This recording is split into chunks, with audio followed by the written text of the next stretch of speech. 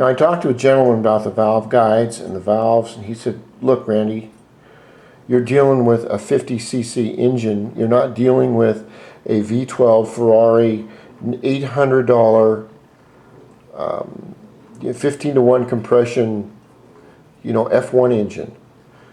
So what we want to do is we already have the exhaust valve in here. What you want to do by hand is you want to move it back and forth, this way and this way, this way and this way, and see if there's any play. And it should be pretty tight in there because basically it just goes up and down. There's no real big, it doesn't rev real high or anything like that. So then we'll turn this over. We'll turn the head over again, and we'll take the intake valve.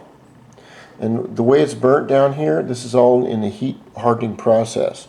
Now I've already lapped this valve into this valve seat right down here, but I'll do it again to make sure that it's going to get in there as tight as possible. Now remember, every action that I take will affect this little engine. What I mean by that is that this valve is the same height from the bottom to the top of it right here. All right. Honda sells a bunch of these little buttons that go on top of the valves right here that are different hundredths of a size for valve clearance.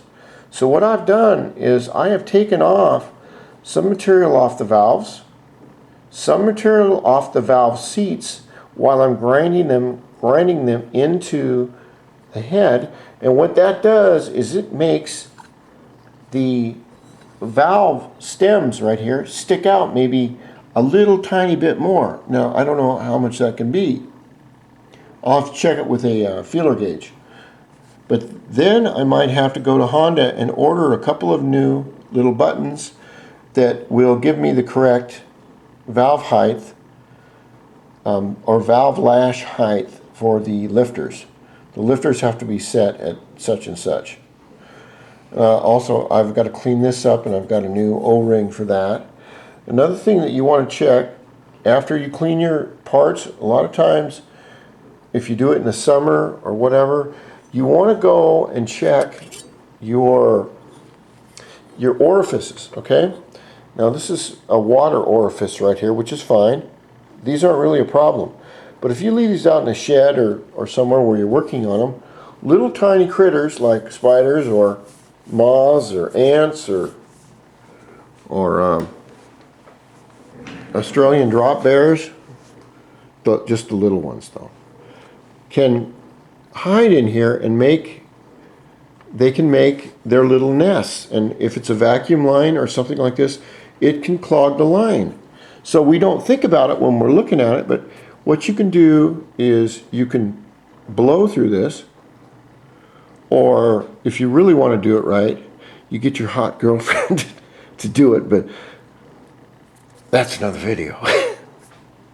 You want to make sure everything is clear, as long as you're doing this correctly, okay? So, if you have a girlfriend with Hoover stamped on her forehead, and who's wants to make a few bucks, $14 the hard way, this could be a way for her to add some more income. All right, enough joking around. Now another thing too is this is your spark plug hole right here.